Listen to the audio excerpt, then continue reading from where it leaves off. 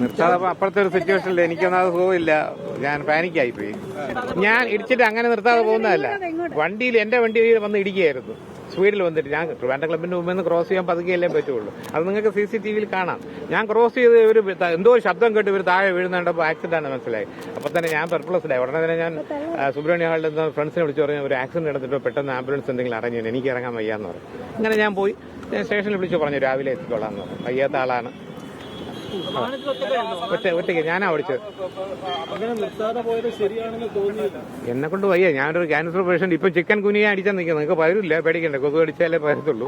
അങ്ങനെ വയ്യാത്ത നിൽക്കുന്നതാണ്. വീട്ടിൽ വൈഫ് ഒറ്റയ്ക്കുള്ളൂ. അതുകൊണ്ട് പോയതാണ്. അത് എന്റെ പേരിലൊരു തെറ്റായിരിക്കും. അത് വിളിച്ചറിയിച്ചു.